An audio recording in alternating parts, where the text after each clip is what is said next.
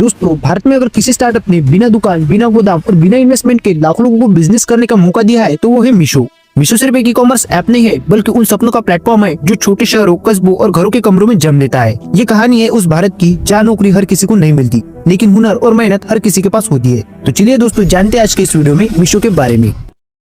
तो दोस्तों, मीशो की कहानी शुरू होती है दो इंजीनियर्स से, विदित आत्रेय और संजीव बर्नीवाल। विदित आत्रेय का जन्म हरियाणा में हुआ था। वो एक मिडिल क्लास परिवार से आते थे। उनके पिता एक सरकारी नौकरी करते थे और माँ घर संभालती थी। विदित शुरू से पढ़ाई में तेज थे, लेकिन जिंदगी को लेकर सवालों से भरे। उन्होंने IIT दिल्ली से इंजीनियरिंग की पढ़ाई की, जहाँ टेक्निकल स्किल के साथ साथ समस्याओं को गहरे से देखने की आदत बनी। कॉलेज के दिनों में ही विदित ने महसूस कर लिया था कि उन्हें अच्छी नौकरी करना उनका अंतिम लक्ष्य नहीं है। उन्हें कुछ क्रिएट करना था, ऐसा कुछ जो बड़े पैमाने पर लोगों की जिंदगी बदले। तो वही दूसरी तरफ संजू बर्नीवाल झारखंड से आते थे। वो एक लोअर मिडिल क्लास परिवार से आते थे। संजू बर्नीवाल एक शांत और सिस्टम थिंकिंग वाले इंजीनियर थे। वो भी IIT दिल्ली से पढ़े और पढ़ाई के दौरान ही टेक्नोलॉजी और बिजनेस के बीच के गैप को समझने लगे। संजू को डेटा प्रोसेस और स्केलेबिलिटी में महारत थी। जहाँ विदित विजन देखते वही संजू उसे सिस्टम में बदलते थे।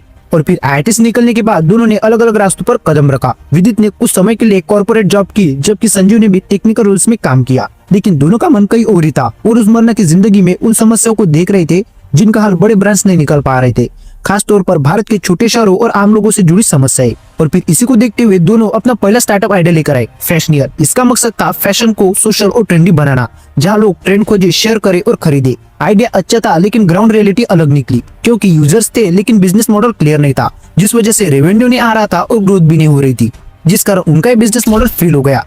फैशनियर के फेलियर ने दोनों को तोड़ा नहीं, बल्कि सिखाया और गौर किया कि यूजर्स प्लेटफॉर्म पर फैशन प्रोडक्ट खुद बेचने की कोशिश कर रहे थे। खास तौर पर फेसबुक और व्हाट्सएप पर लोग फोटो डालते, अपनी जान पहचान वालों को बेचते और उससे थोड़ा बहुत प्रॉफिट कमाते थे। विदित और संजू ने देखा कि भारत में लाखों लोग सेलर बनना चाहते हैं, लेकिन उन्हें ई-कॉमर्स की झंझट नहीं चाहिए। लॉजिस्टिक, रिटर्न, ये सब उनके लिए बड़ी बाधाएं थी।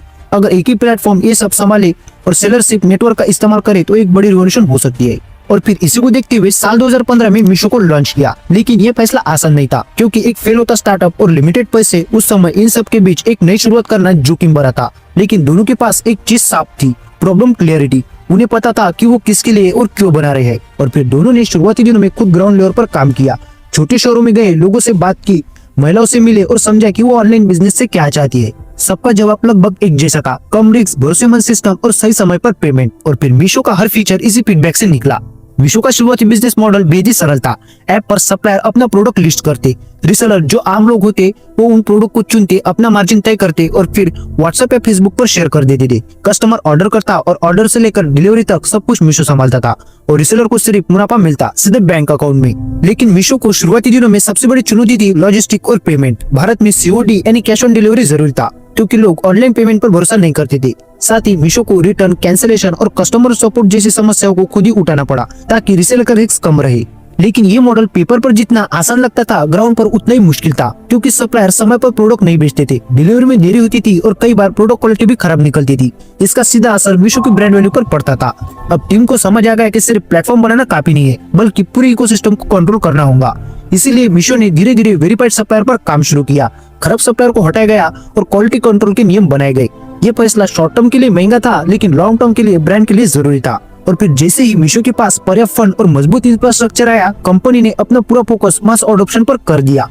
इसका मतलब साफ था, ज्यादा से ज्यादा लोगों को सेलर बनाना। और इस दौर में मीशो की सबसे बड़ी ताकत बनी महिलाएं। अब लाखों महिलाएं जो पहले सिर्फ घर की जिम्मेदारियों तक सीमित थी, अब मीशो के जरिए कमाने लगी। मीशो का मॉडल महिलाओं के लिए खास तौर पर इजी था, क्योंकि न दुकान की जरूरत थी, न स्टाफ और न पैसों की, बस एक स्मार्टफोन और इंटरनेट कनेक्शन। और मीशो की ग्रोथ का दूसरा बड़ा कारण था Tier 3 और Tier 4 शहरों में आक्रामक फोकस। जयपुर, सूरत, लुधियाना, पटना जैसे शहरों में मीशो का नेटवर्क तेजी से फैला, क्योंकि इन शहरों में Amazon और फ्लिपकार्ट की पकड़ कम थी। लेकिन मीशो ने यहाँ पर लोकल ट्रस्ट पर पर्सनल नेटवर्क के दम पर बाजी मार ली। लेकिन जब मीशो ने Tier 3 और Tier 4 शहरों में तेजी से पकड़ बनाना शुरू की, तब बड़े ई-कॉमर्स प्लेटफॉर्म ने भी इन इलाकों पर ध्यान देना शुरू किया, क्योंकि Amazon और फ्लिपकार्ट पहले से ही ब्रांड, लॉजिस्टिक और कैपिटल में बेहद ही मजबूत थे। लेकिन उनकी सबसे बड़ी कमजोरी थी ज्यादा लागत और डिफिकल्ट सेलर प्रोसेस, क्योंकि Amazon और फ्लिपकार्ट पर सेलर बनने के लिए GST, inventory management, return handling और कई तरह की फीस देनी पड़ती थी। यह मॉडल बड़े सेलर्स के लिए तो ठीक था, लेकिन छोटे दुकानदार या घर से काम करने वालों के लिए मुश्किल था। और फिर मीशो ने इसी गैप को अपना हथियार बनाया। अब मीशो ने खुद को सेलर फर्स्ट प्लेटफॉर्म के रूप में पोजीशन किया। उसका सबसे बड़ा हथियार था जीरो कमीशन मॉडल, यानी सेलर्स को कोई भी प्लेटफॉर्म फीस नहीं देनी पड़ती थी। लेकिन इस रणनीति की सबसे बड़ी कीमत थी भारी नुकसान। क्योंकि जैसे जैसे मीशो का ऑर्डर वॉल्यूम बढ़ा वैसे वैसे रिटर्न और कैंसिलेशन की समस्या बढ़ती गई।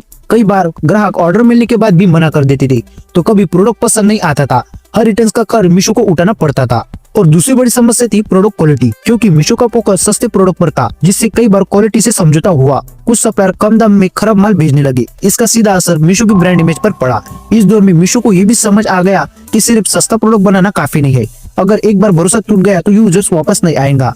इसलिए मीशो ने धीरे धीरे वैल्यू पर मन की तरफ शिफ्ट करना शुरू किया और आज मीशो भारत के सबसे बड़े वैल्यू ई कॉमर्स प्लेटफॉर्म में गिना जाता है। इसका पूरा यूजर बेस ज्यादातर टियर 2, टियर 3 और टियर 4 शहरों में आता है। वही भारत जिसे लंबे समय तक मेन स्ट्रीम ई कॉमर्स ने नजरअंदाज किया था। तो दोस्तों, ये थी मीशो की कहानी। आपको कैसी लगी हमें कमेंट बॉक्स में जरूर बताना। और हाँ, अगर आपको वीडियो अच्छी लगी तो वीडियो को लाइक और चैनल को सब्सक्राइब जरूर कर दीजिए।